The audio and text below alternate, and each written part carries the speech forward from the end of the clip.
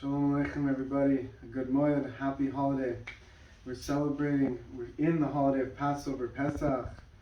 Tomorrow night, we will be entering Shvi Shel Pesach, the second holiday, the second half of Pesach, where we celebrate another Yom Tov, meaning all the restrictions of Yom Tov will apply tomorrow night.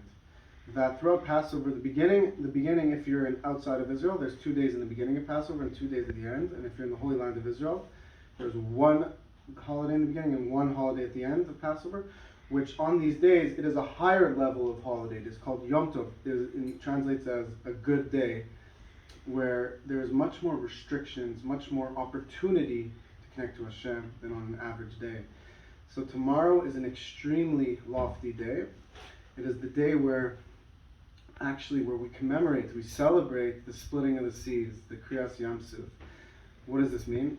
When Hashem took us out of Egypt, He split the seas. He performed a tremendous miracle where He split the seas for us, and He caused nature to be altered, actually. Caused nature to be altered. And what is tremendous about this is that every single year we re-enter this realm. And not only do we just re-enter this miraculous realm, but we know that at all moments, the world is reaching greater heights. So every year is a greater opportunity to connect to this divine level. So there's a deeper level to this. The Alter Rebbe and the Tzaddik explain. What does it mean, the splitting of the seas? It means that the Jewish people, it says, they walked on dry land in the midst of the sea. This means that in Chassidus, this means that they entered the fully divine realm, they entered the world of Atzilus, but yet they retained their own existence. What does this mean? When Hashem reveals Himself, whoever is the recipient loses his own identity. They're in Hebrew say they're mavatal b'metzius, bittul b'metzius. Their whole existence is nullified. They're blown out of existence, so to speak. And that's what happened to the Jewish people at Mount Sinai. When Hashem said the Ten Commandments, it was too much for the Jewish people to handle, and their souls left their body. However, what happened in the splitting of the seas is that the Jewish people walked in the midst of the seas on dry land.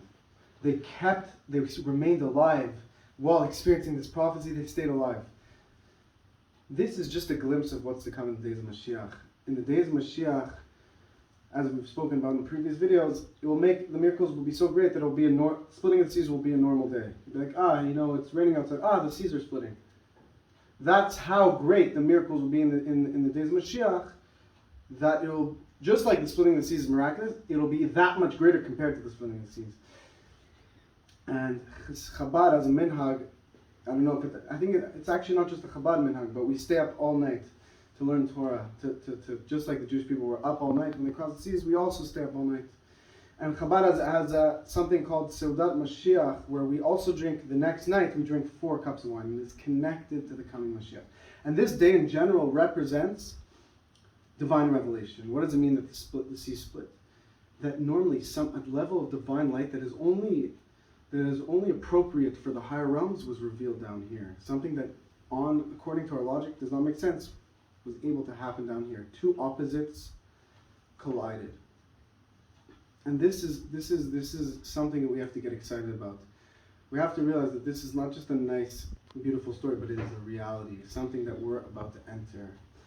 And the way we enter the splitting of the seas in this generation is by learning Chassidus.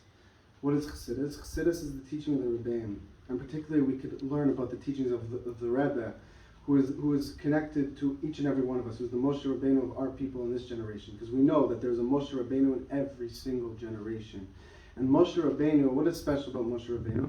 He's the head of the Jewish people. He's the head. And the head, if you look at the human brain, it has a map of the entire body in it. It is sensitive. It feels the pain of the entire body. In fact, the head feels the pain more than the body feels it.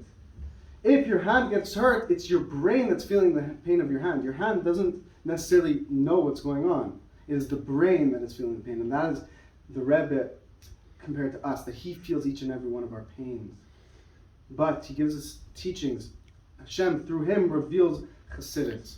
And when we learn Chassidus, which is something that was revealed to the Baal Shem Tov 300 years ago in preparation for the coming Mashiach, when we learn Chassidus, We learn the Torah of Mashiach. Why? Because we know that what is the Torah of Mashiach? It is the secrets of Torah, the pnimius of Torah, the inside part of Torah. And we know that the Chassidus now is a glimpse of the teachings that will be revealed in the coming Mashiach. So when we learn Chassidus, we hast in the coming Mashiach.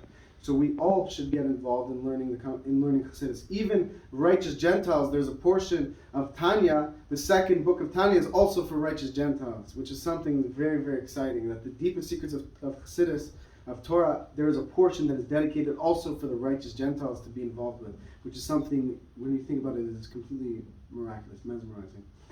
So let's get involved, let's get excited, let's do our part to bring Mashiach. And let's remember that Hashem, just like the head, the Moshe Rabbeinu, the Rebbe feels our pain, also, of course, Hashem feels our pain, and that each and every one of us has to realize that our problems, Hashem feels our problems, Hashem feels our difficulties, Hashem cares for us, we matter, each and every one of us individually, we are real. You know, a person could feel sometimes that maybe somebody doesn't feel what I'm going through, somebody doesn't want to hear what I'm going through, maybe they don't care. Hashem cares. Hashem wants to hear what we're going through. Hashem is interested. Hashem is obsessed with each and every one of us, and we could become obsessed in turn with Hashem. And how do we become obsessed with Hashem? By learning Hashem's Torah. How do we make Hashem happy? By doing what makes Hashem happy. He tells us what makes Him happy, by serving Him, and by doing acts of kindness for our fellow. Because just like if Hashem feels our pain more than we do, then if we help another person, who are we really helping? We're helping Hashem. So may Hashem bless you all. May we experience this today. Good Yom Tov. Mashiach now.